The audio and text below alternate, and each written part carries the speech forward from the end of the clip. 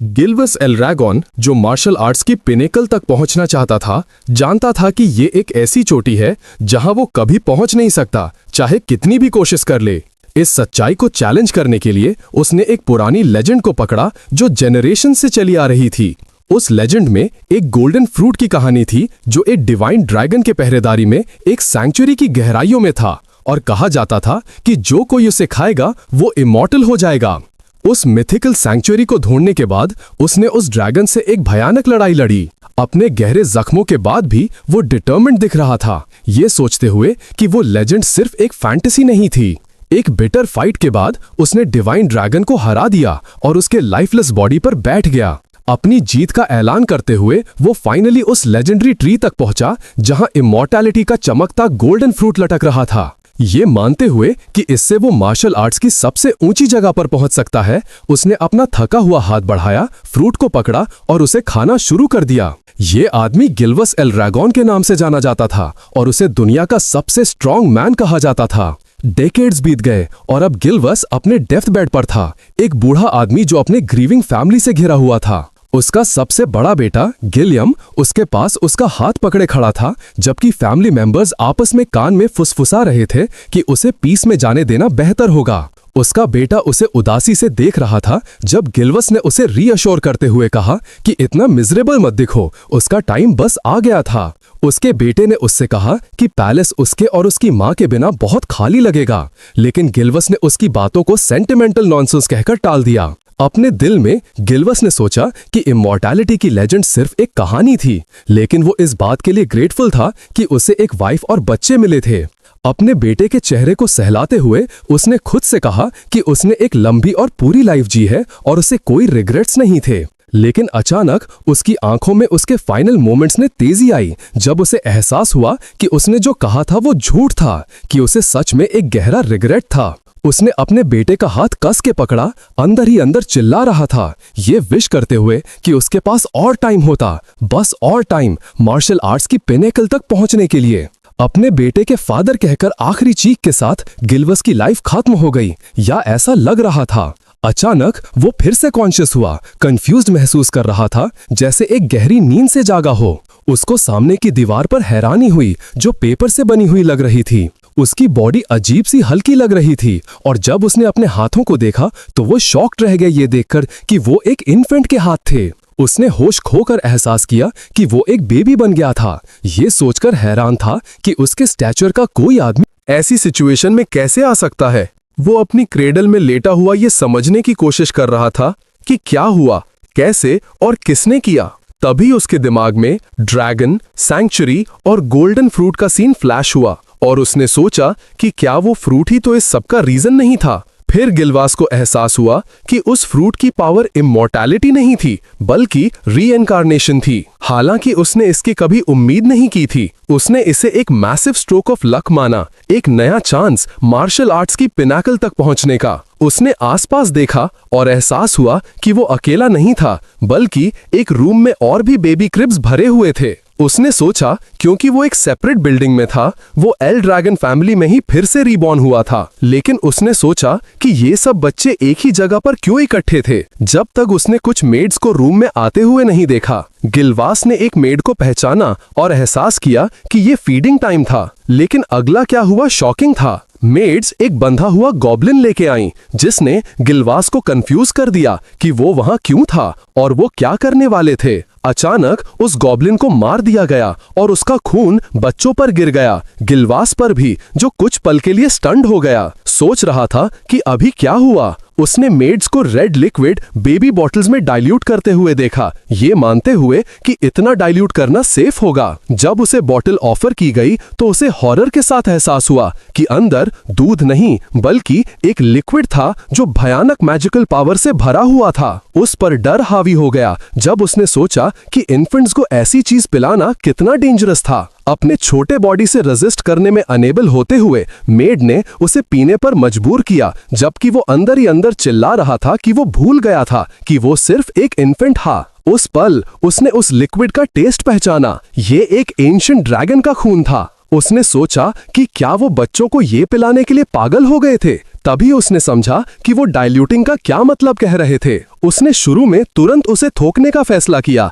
ये सोचते हुए कि एक छोटी अमाउंट उसे मारेगी नहीं, खासकर जब उसने देखा कि बाकी बच्चे भी उसे इंस्टिंक्टिवली थूक रहे थे। लेकिन उससे पहले उसे एक आइडिया आया। ये वो अपॉर्चुनिटी थी जिसका वो इंतजार कर रहा था। उसने एहसास किया कि अगर वो ये सारी मैजिकल पावर एब्जॉर्ब कर लेता तो वो अपने फॉर्मर सेल्फ को सरपास कर सकता है और मार्शल आर्ट्स की असली पिनाकल तक पहुंच सकता है। और हालांकि उसे ये नहीं समझ आया कि ये सब क्यों हो रहा था, उसने इस अपॉर्चुनिटी को पूरी ताकत से पकड़ने का फैसला किया। उसने अपनी सोल में चिल्लाया, उन्हें वॉर्न करते हुए कि गिल्वास एल ड्रैगन को अंडर एस्टिमेट मत करना। मेड्स ये देखकर हैरान थी कि ये बेबी बाकियों से डिफरेंट था। जब वो ईगरली ड्रैगन का खून गटक रहा था, गिल्वास डिटर्मिन्ड था कि वो एंशिएंट ड्रैगन की सारी ट्रू सोर्स पावर को एब्जॉर्ब कर लेगा। मेड्स हैरानी से देख रही थी कि वो इन्फेंट शांति से पोटेंट लिक्विड को पी रहा था, इसे अपने फेवर में मानते हुए। जब उसने खत्म किया, गिल्वास अपने बेड पर थका हुआ था, लेकिन अपने मिशन में सक्सेसफुल था।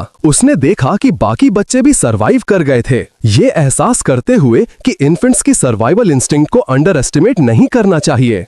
वो सारी पावर एब्जॉर्ब करने के बाद उस पर एक इररेजिस्टिबल गहरी नींद आ गई, जो एक इन्फेंट्स बॉडी से एक्सपेक्टेड थी, और वो एक गहरी नींद में चला गया। 7 साल बीत गए। गिल्वस, जो अब ज़ीक एल ड्रैगन के नाम से जाना जाता था, एक पावरफुली बिल्ट चाइल्ड की बॉडी में जगा, जो एक्सट्रीमली ग्रूलिंग फिजिकल ट्रेनिंग कर रहा था। वो एक हाथ से हैंडस्टैंड्स कर रहा था, जबकि अपने पैरों पर एक बड़ा सा रॉक बैलेंस कर रहा था।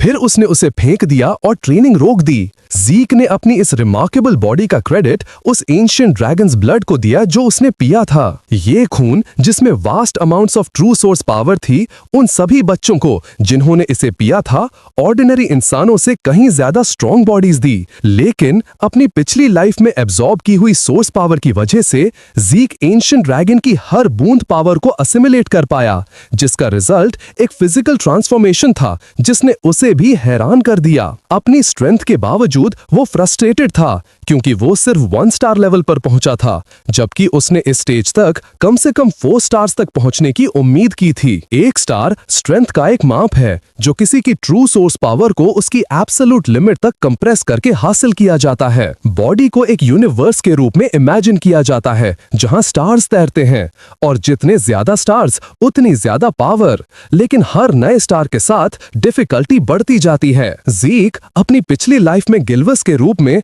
दुनिया का एक ही इंसान था जो अनप्रेसिडेंटेड 10 स्टार्स की रैंक तक पहुंचा था। ज़ीक ने सोचा कि टाइम कितनी तेजी से बीत जाता है। 7 साल बीत चुके थे जब वो लराबिन फैमिली के करंट हेड के इलेजिटिमेट सन के रूप में रीबोर्न हुआ था। इन सालों में उसकी मां मर चुकी थी और उसके बाप ने उसे एक बार भी विजिट नहीं किया था, जिसने उसे ये सोचने पर मजबूर कर दिया कि वो किस तरह का बाप था। रीबोर्न होना एक शौक था, लेकिन सबसे बड़ा शौक ये था कि उसका रीइंकार्नेशन 1000 साल फ्यूचर में हुआ था, एक हार्श वर्ल्ड में जहां स्ट्रॉन्ग वीक को खा जाते हैं। और इस दुनिया की क्रूअल्टी का सबसे साफ सबूत वो भयानक रिचुअल था जो बच्चों ने झेला था, जिसे ड्रैगन्स ट्रायल के नाम से जाना जाता था। इस ट्रायल में सर्वाइव करने वाले बच्चों को लरागन फैमिली के लिए वॉरियर्स बनने के लिए ट्रेन किया जाना था। लेकिन 7 साल बीत चुके थे और ज़ीक के लिए एक भी इंस्ट्रक्टर नहीं आया था। जब उसने इस बारे में एक मेड से बात की, ये सोचकर कि ये अजीब है कि यहाँ सिर्फ मेड्स हैं और कोई इंस्ट्रक्टर्स नहीं, उसने जवाब दिया कि उसे जवाब देने का अथॉरिटी नहीं है। ज़ीक ने उसे बताया कि उसे अभी कॉम्बैट ट्रेनिंग की जरूरत नहीं है, क्योंकि अपनी बॉडी बनाना ज्यादा इंपॉर्टेंट था और वो खुद हैंडल कर सकता था। उसने फिर उसे कम से कम मेन फैमिली के बच्चों के बारे में इंफॉर्मेशन देने को कहा, लेकिन उसने वही जवाब दोहराया। इससे वो एंग्री हो गया और उसने सोचा कि क्या वो बस यही कह सकती थी। उसकी शार्प गेज से साफ फेयर की कमी के बावजूद उसने अपना सेंटेंस तीसरी बार दोहराया कि उसे जवाब देने का अथॉरिटी नहीं है। ज़ीक ने उसे सीधा पूछा कि क्या उसके साथ मिसट्रीटमेंट हो रही थी, और उसने एक्सप्लेन किया कि उनके ऑर्डर सिर्फ उसकी पर्सनल नीड्स को पूरा करने तक ही लिमिटेड थे।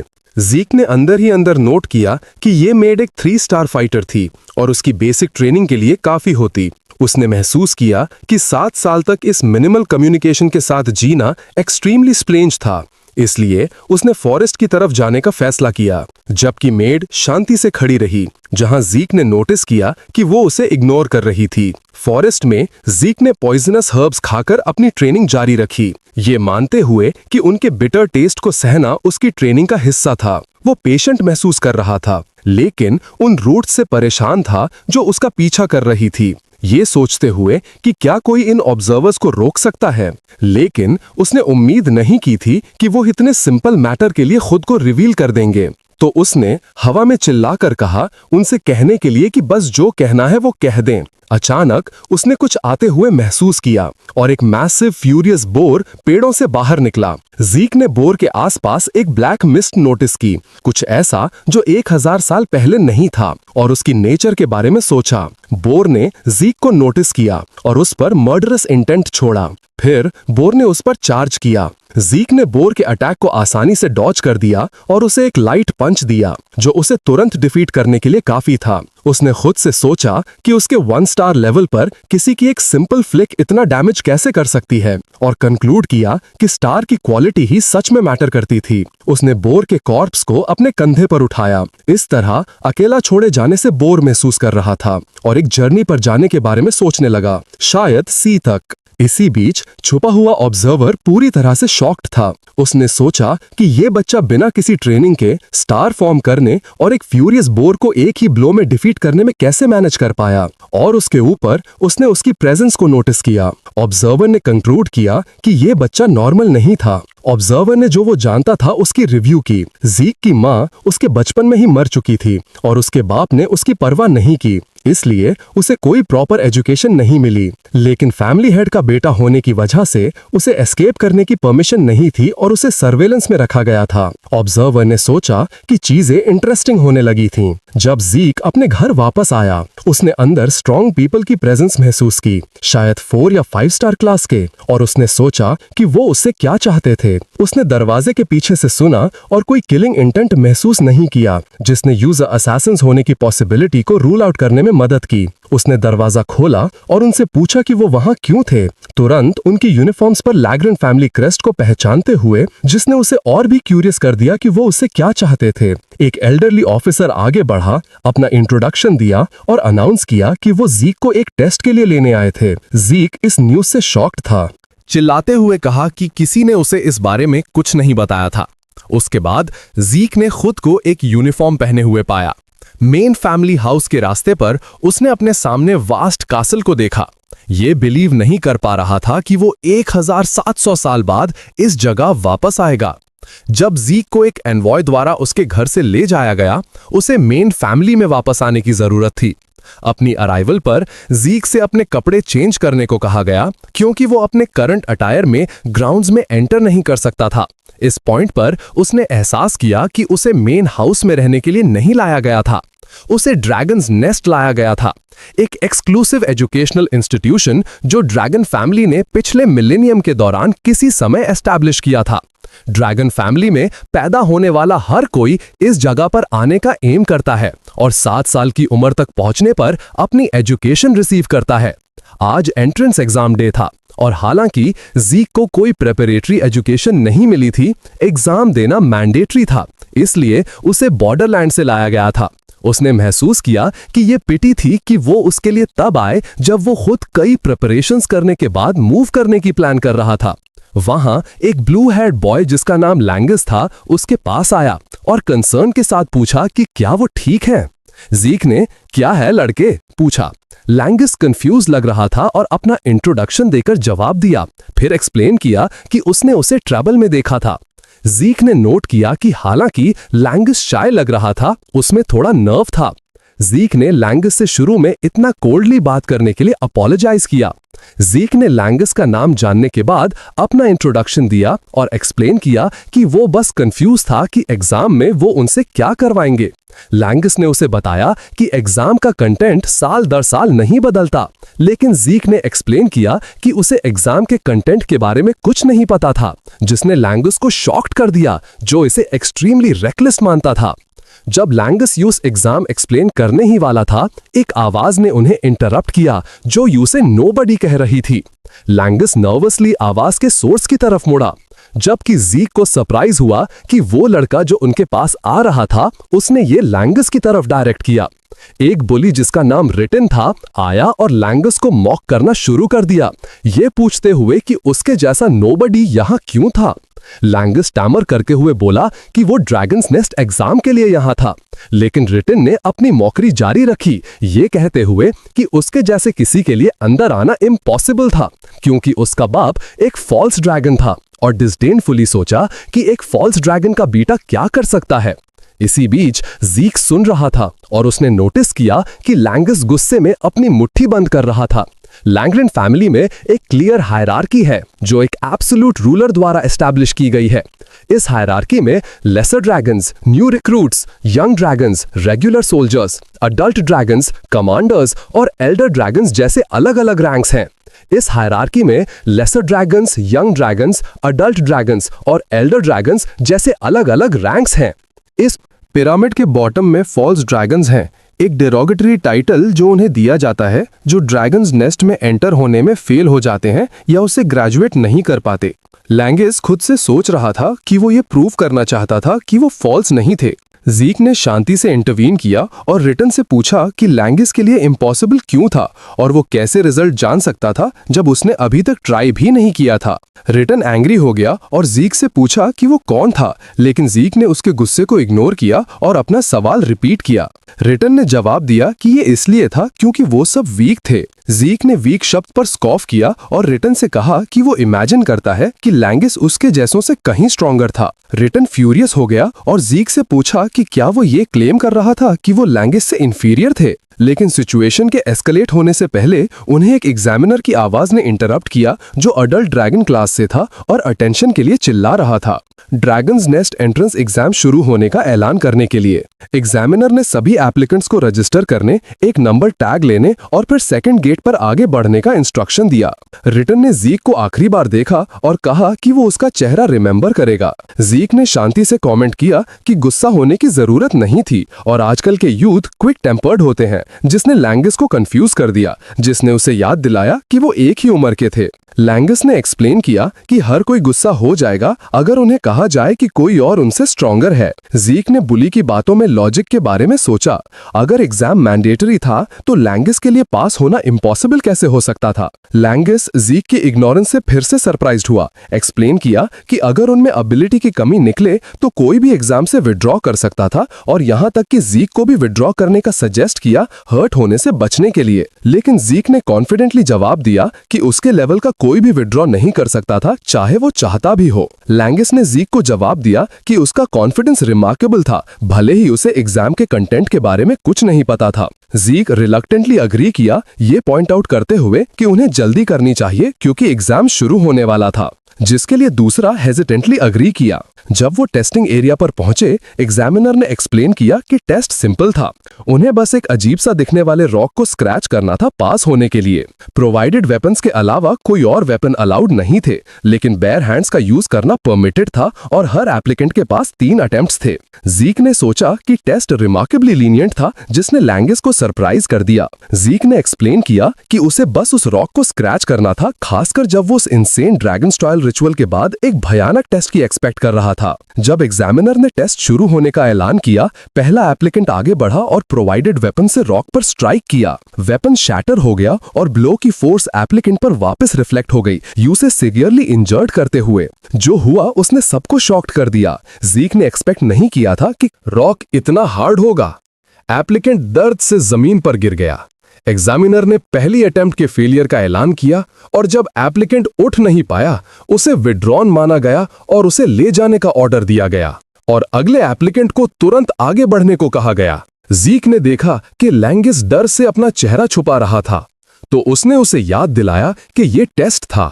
उसने जीक से उस रॉक के नेचर के बारे में पूछा और लैंगस ने एक्सप्लेन किया कि यह एक रीजेनरेशन स्टोन था। उसने एक्सप्लेन किया कि यह स्टोन किसी भी छोटे स्क्रैच को तुरंत रिपेयर कर सकता था और सबसे इंपॉर्टेंट, अगर ब्रूट फोर्स से अटैक किया गया तो यह उस शॉक को हंड्रेड्स ऑफ टाइम्स की फोर्स से वापस रिफ्लेक्ट कर देगा। हालांकि अगर अटैकर करेक्टली अपनी ईथर सोर्स पावर को अपनी बॉडी के अंदर सर्कुलेट करता है अटैक के दौरान, तो स्टोन स्क्रैच हो जाएगा। फिर जीक को एहसास हुआ कि टेस्ट कॉम्बैट स्किल के बारे में नहीं बल्कि ईथर सोर्स पावर को कंट्रोल करने की एबिलिटी के बारे में था। उसने आसपास देखा और पाया कि काफी एप्लीकेंट्स पास करने में केपेबल लग रहे थे, जबकि दूसरे फेल होते रहे और इंजर्ड होते रहे। जब एग्जामिनर ने एप्लीकेंट नंबर 203 के डिस्क्वालिफिकेशन का ऐलान किया और अगले को बुलाया, उसने एप्लीकेंट नंबर 315 को बुलाया। जीक ने अपना टैग देखा, ये सोचकर कि क्या उसकी बारी थी, जबकि लैंगिस एंग्शियसली उसे टेस्ट से विड्रॉ करने के लिए अर्ज कर रहा था। जीक ने अपने दोस्त की कंसर्न को इग्नोर किया,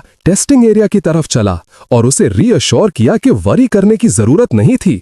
लैंगिस को यूं एक वरीड फेस के साथ देखते हुए छोड़ दिया। जब जीक एग्जामिनर के सामने खड़ा हुआ, उसने उससे पूछा कि वो कौन सा वेपन यूज करेगा। जीक के आसपास एक पावरफुल गोल्डन ऑरा दिखाई दी और उसने ऐलान किया कि उसे वेपन की जरूरत नहीं थी। एग्जामिनर ने फिर से कंफर्म करने के लिए पूछा कि क्या वो सच में कोई वेपन यूज नहीं करेगा, और जीक ने अपने डिसीजन की अफर्म किया, एक्सप्लेन करते हुए कि उसकी फिस्ट्स काफी होंगी। अटेंडीज के बीच विस्पर्स फैल गए जो उसके टेस्ट बेयर हैंडेडली लेने के इंटेंशन के बारे में सोच रहे थे, ये मानते हुए कि उसकी फिस्ट जरूर शैटर हो जाएगी, चाहे वो ईथर का यूज करने में कितना भी स्किल्ड हो। लैंगिस का डर बढ़ गया और उसने जीक के हाथों को पूरी तरह से टर्न ऑफ होने का इमेजिन करना शुरू कर दिया। यूजे रिग्रेट महसूस हुआ कि उसने उसे और जोर से रोकने की कोशिश नहीं की। जीक के इंसिस्टेंस के सामने एग्जामिनर के पास अग्री करने के अलावा कोई चॉइस नहीं थी उसे शुरू करने की परमिशन देते हुए। जीक रीजनरेशन स्टोन के पास गया,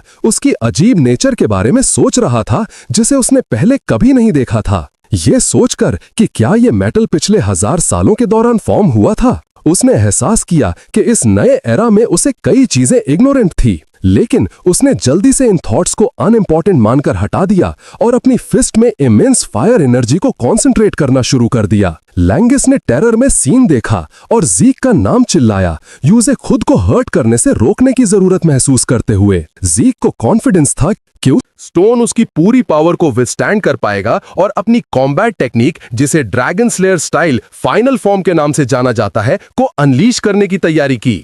जीक ने स्टोन पर एक डेवेस्टेटिंग पंच मारा जिससे एक वायलेंट एक्सप्लोजन हुई जो एरिया को डस्ट और डेब्री से भर दिया। दोनों लैंगिस और एग्जामिनर ब्लो की फोर्स से स्टंट थे। जब डस्ट हटी, स्टोन टुकड़ों में शैटर हो गया। जीक ने अपने अटैक का रिजल्ट देखा, ये सोचते हुए कि ये टेक्निक अभी भी उसकी करंट बॉडी के लिए थोड़ी ज्यादा एडवांस थी। फिर उसने अपने इंजर्ड ब्लड कवर्ड हाथ को एक बड़ी सी स्माइल के साथ देखा, ये कमेंट करते हुए कि उसकी करंट ट्रेनिंग अभी भी इनसफिशिएंट थी। अटेंडीज के बीच शॉक और डिसबिलीफ की स्टेट फैल गई जब रिटन ने चिल्लाया कि उसने उसे शैटर कर दिया था, जबकि एक ब्लॉन्ड गर्ल ने कमेंट किया कि जो हुआ वो इंटरेस्टिंग था।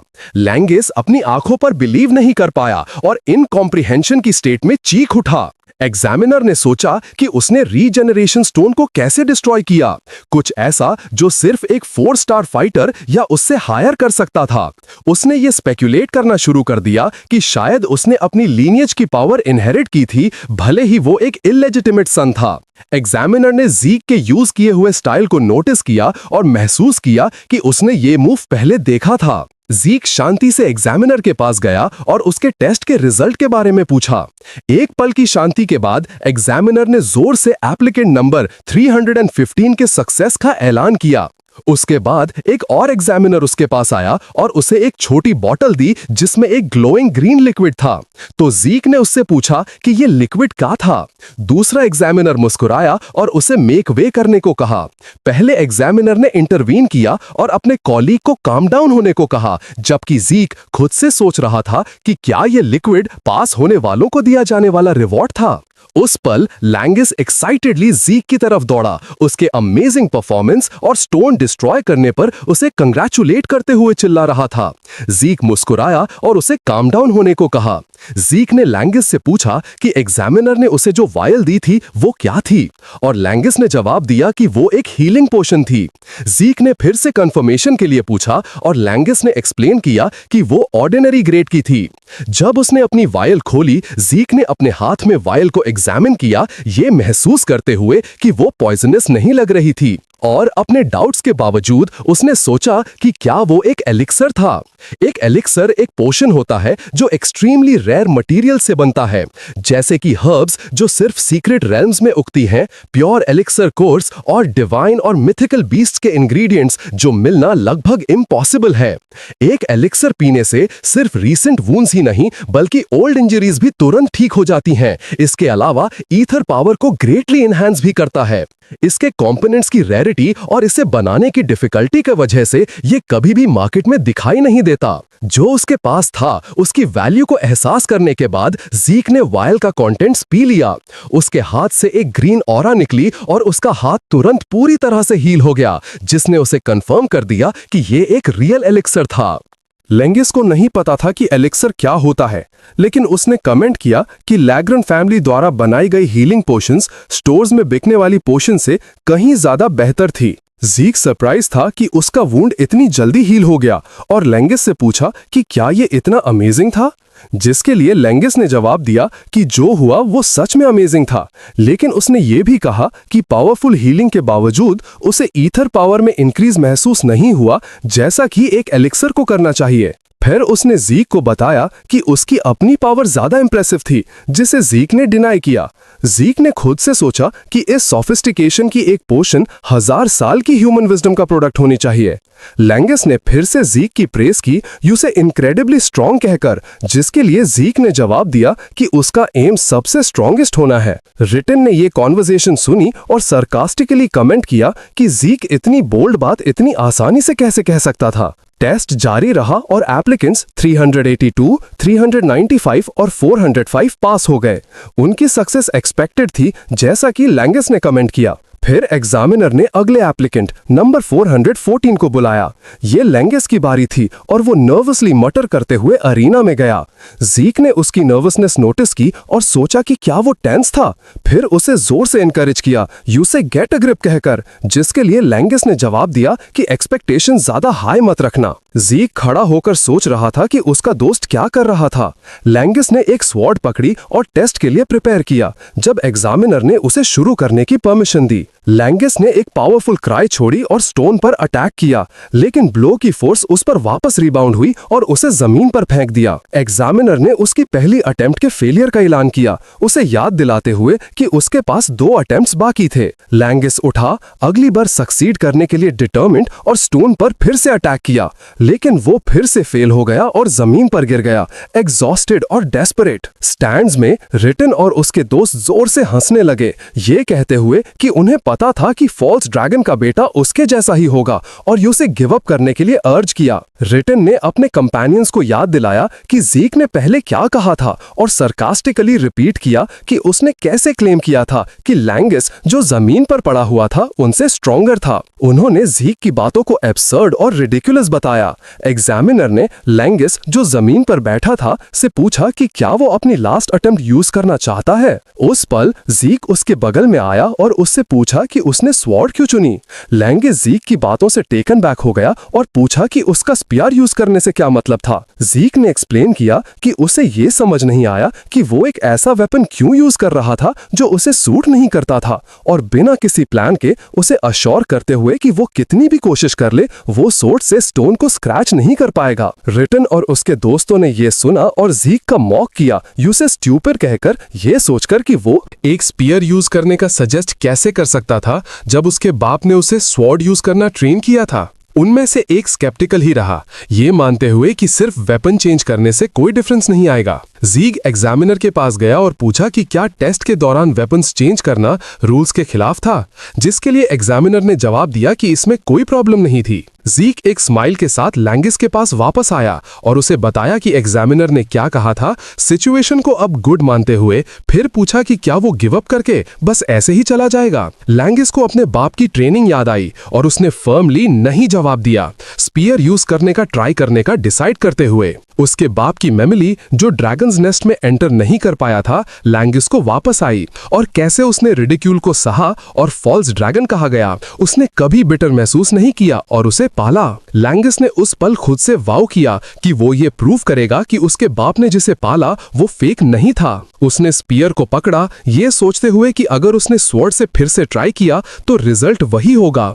तो उसने ज़ीक पर ट्रस्ट करने का फैसला किया। लैंगिस ने सोचा कि स्पीयर को कैसे यूज करना है। फिर ज़ीक ने उसे चिल्लाकर कहा और उसे सीधा आगे थ्रस्ट करने को कहा बिना कुछ सोचे। ज़ीक उसके पीछे खड़ा हो गया उसके पोस्चर को करेक्ट करने के लिए, रिपीट करते हुए कि उसे सिर्फ आगे थ्रस्ट करने चाहिए। लैंगिस कुछ पल के लिए हेजिटेट किया, ये सोचते हुए कि ये इलॉजिकल था कि वो एक ऐसे वेपन से सिर्फ एक डायरेक्ट थ्रस्ट से सक्सीड हो जाएगा जो उसने पहले कभी यूज नहीं किया था। लेकिन उसे बुली को ज़ीक की पहले की बातें याद आईं और कैसे कोई भी बिना ट्राई किए रिजल्ट नहीं जान सकता था। हालांकि वो ज़ीक से आज ही मिला था, उसे उसकी बातों पर कॉन्फिडेंट महसूस हुआ और ट्राई करने का फैसला किया। और क्योंकि ज़ीक उस पर बिलीव करता था, लैंगिस ने खुद पर भी बिलीव करने का फैसला किया। जब उसने स्पीयर को पकड़ा, उसने अपनी बॉडी में सोर्स पावर का एक मैसिव फ्लो महसूस किया, जिस तरह से उसने स्वॉर्ड यूज करते समय कभी महसूस नहीं किया था।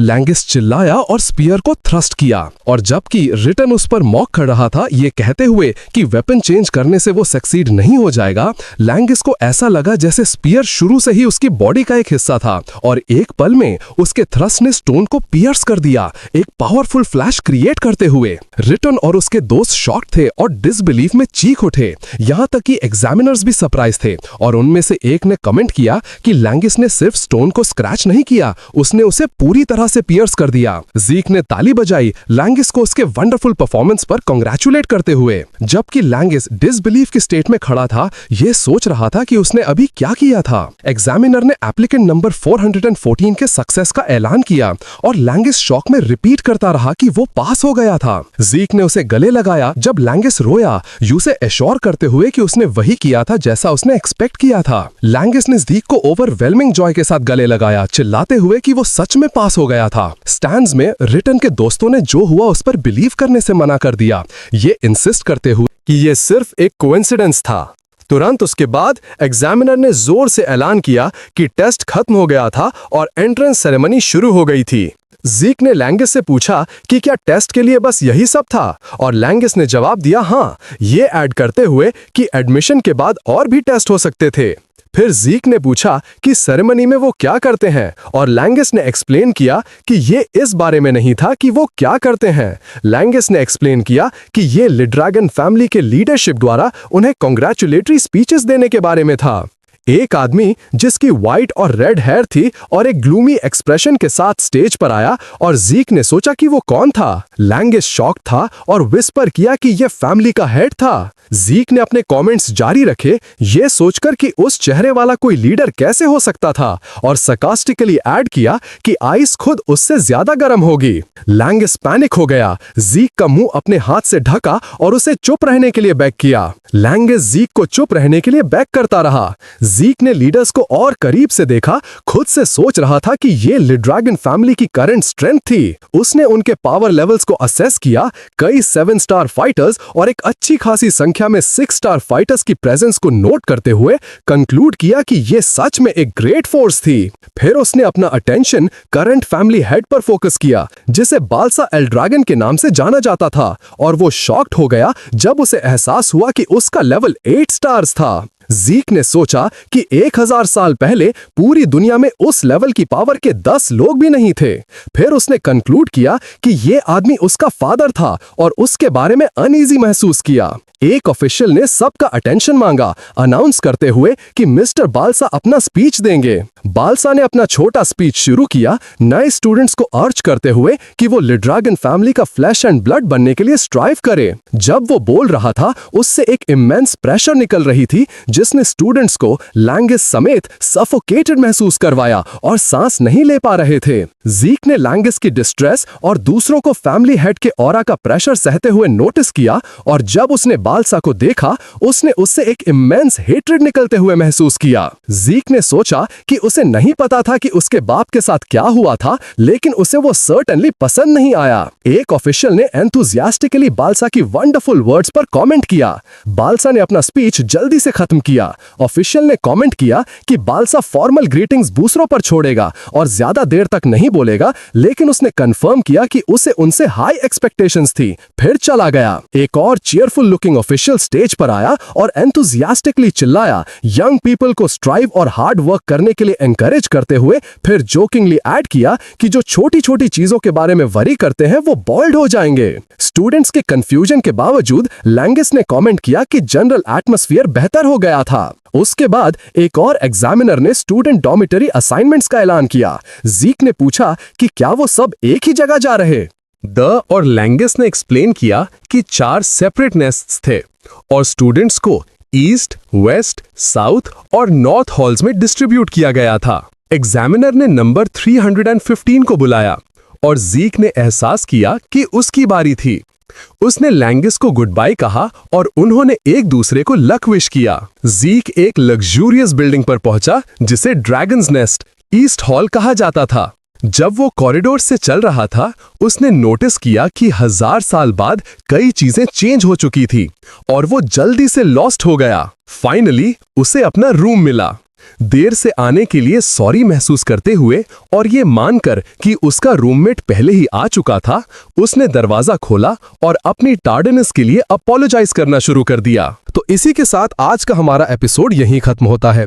तो मिलते हैं एक नए एपिसोड के साथ। अगर आपको ये एपिसोड अच्छा लगा हो तो कमेंट करके जरूर बताएं। चैनल को लाइक, शेयर एंड सब्सक्राइब करना ना भूलें। तब तक के लिए टाटा, बाय एंड सायनारा।